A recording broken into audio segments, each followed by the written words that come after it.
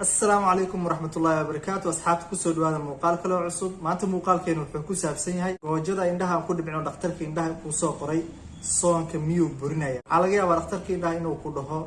لما لها صون كم برناية لكن أذيك وحاول باهنت هاي معلومات فراد بدن وعرفتها الكوساس مقال كان عرفتها أيام كفلا قيدنا داو شوع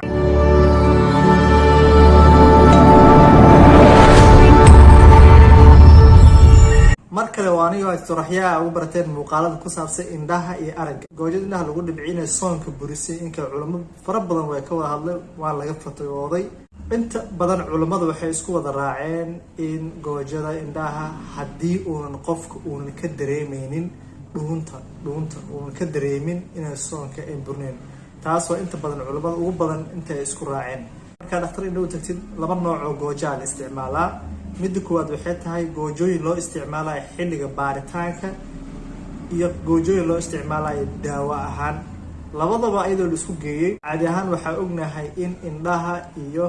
dhuunta toos ay isugu furneen haddii tusaale ahaan usoo qaato qofka haddii uu tusaale ahaan cuni waayo kale waa aragteen inuu marka qaar oo tubooyin ka geliyo sanka kadibna uu sidaa cuntada laakiin weligeed ma arag in indhaha qof cunto laga siinayo ama nafaqa laga siin si ay calooshiisa u gaarto halkaas kaaga cad in ay gooyin toos isugu furan indhaha iyo dhuunta inaysan jirin laakiin waxaa sax ah in goojo markaa indhaha iska dhibcis halkaan aad ka dareemi kartid taasna waxaa keenayso dulduleelo yaryar ayaa jiro oo isha halkaan kaga yaalo taas oo marka qaar dhibicda goojada qayb ka mid ah inta gudubto ee dhuunta ay tegi karto marka muuqaalkan waxaa rabaa inaan kugu soo gudbiyo hab soonkaaga ku ilaalsan kartid oo inta badan ay culimada ay qaybta ay ka fatwoodana ah in dhuunta haddii aad ka dareentid ay soonkaa burinayso qaybtaas inaan taxadar weyn aan ka sameyno oo soonkiina ku ilaalsano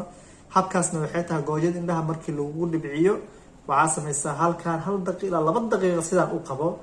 si aan u gudbin markii goojada indhaha saa u dhibcis isla markiiba suulkaaga iyo farta inta qabatid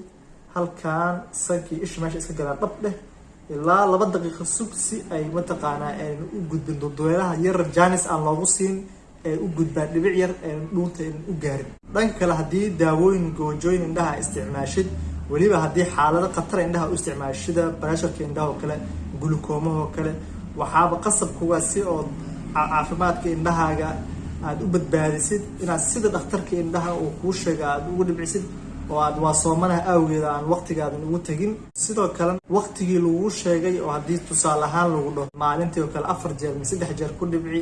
si adiga ahaan aad adiga jeclaysanaysid inaadan u isticmaalin oo waqtiyada aad kala fogeynin midaasna waa kugu talinayo halkaan intaas ayaan kusoo gabeynaa insha Allah dhamaanteena basoonkii cibaadada Ilaahay naga aqbalo ay dirjaa caafimaad iyo indhafiyo